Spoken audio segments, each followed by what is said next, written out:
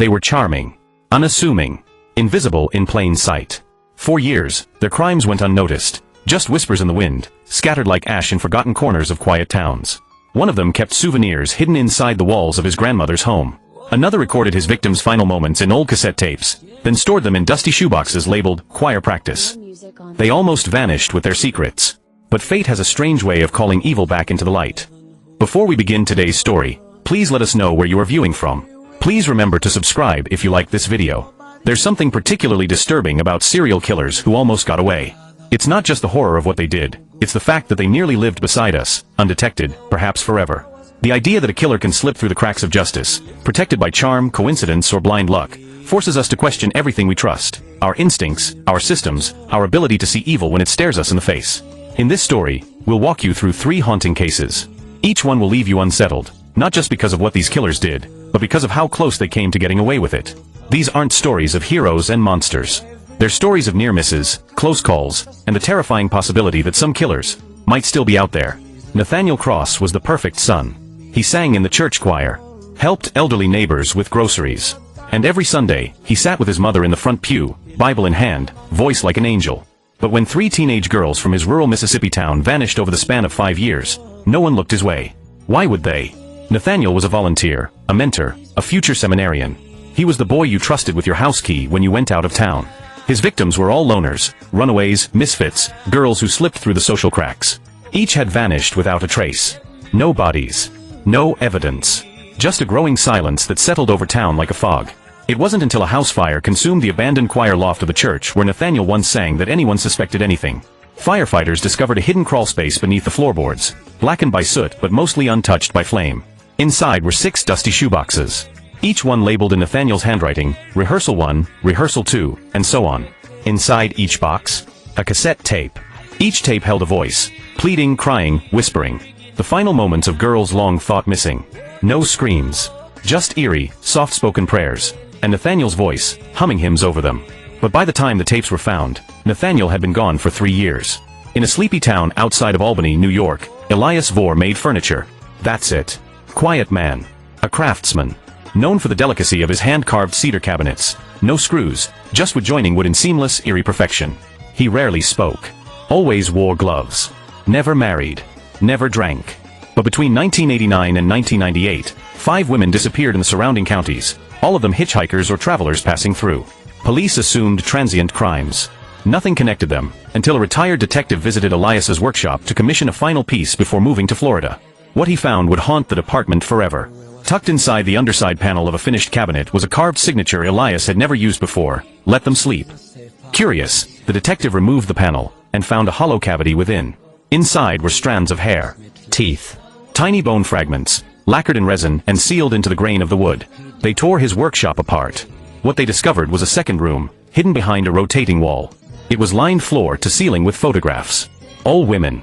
Each labeled with a date and a name, some of which matched known missing persons. Others? Unidentified. Elias was arrested at his cabin in the Adirondacks 2 days later. Calm. Quiet. Not surprised.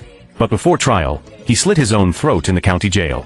To this day, it's unclear how many women were part of his collection. Some believe it wasn't 5, but closer to 30. Claire Harrow was 68 when she was arrested, but by then she had been a widow 5 times. Each husband died differently. Stroke. Car accident. Carbon monoxide leak. A fall down the stairs. All tragic. All statistically plausible. She grieved everyone with grace. Wore black. Donated their belongings. Moved on. She volunteered at a hospice center, made quilts for orphan children, and was praised for her cookies at every church bake sale. She was, by all accounts, a saintly woman. Until her 5th husband died, and a young insurance agent noticed something strange about the policies. All 5 husbands had signed identical life insurance forms, with the same forged notary stamp. It wasn't immediately suspicious, but it was enough to raise a question. That question led to more. How could every man Claire loved suffer such a distinct, unlikely death? Why were their autopsies all missing toxicology reports? The turning point came when police found a hidden trunk in Claire's attic. Inside was a faded hand-drawn map, one that marked every home she had lived in over the last 40 years. Every town, every block, every graveyard. Next to each location was a number, and a flower. a daisy, a rose, a violet. Later, investigators realized the flowers corresponded to how each man had died. By poison, by trauma, by suffocation. The floral code was Claire's journal.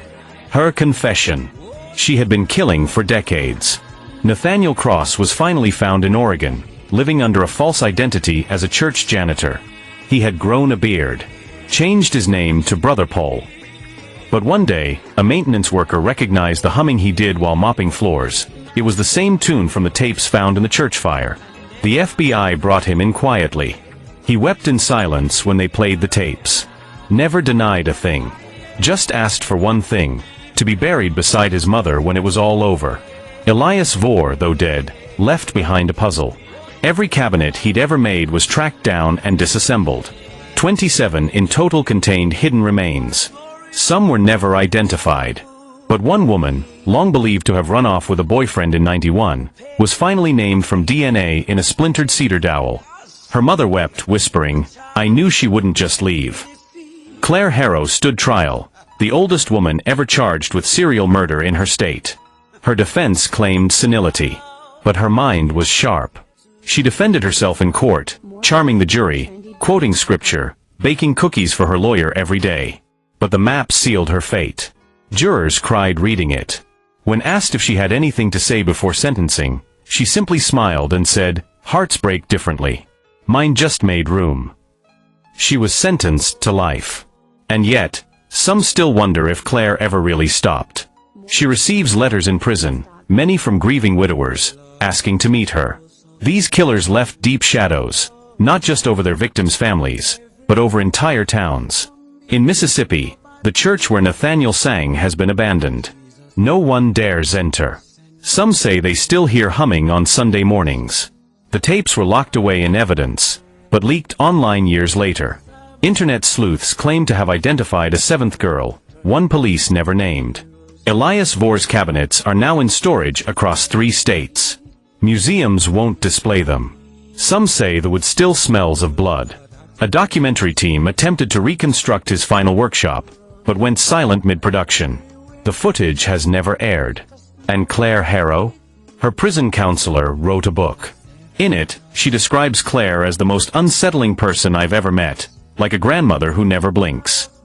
Some of her cellmates died unexpectedly. All natural causes. Of course. The families still ache. Some say closure is a myth. You don't find peace.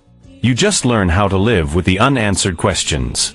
What do these stories teach us? That evil doesn't always wear a mask. Sometimes it wears a robe, or an apron, or a choir sash. It smiles. It bakes. It sings lullabies. These killers nearly slipped through the cracks not because they were geniuses, but because we expect monsters to look like monsters. We want them to announce themselves, to be crude and careless. But real horror is patient. It waits. It weaves itself into everyday life. And sometimes, it almost gets away. Justice, in these cases, came late. But it came. And in each, it was the quiet observation, the noticed hum, the forged notary, the wood grain too heavy to lift, that cracked open the truth. What do you think? Which of these stories shook you the most? Drop your thoughts in the comments. I read every single one. And if you're as fascinated and haunted by true crime as I am, hit that subscribe button for more stories like this, every week. Still hungry for more? Check out our next video, The Letter Under the Floorboards, the cold case that solved itself. You won't believe how a simple scribbled note unraveled a decade of silence. Until then, stay curious. Stay safe. And remember, the truth has a way of clawing its way back to the surface.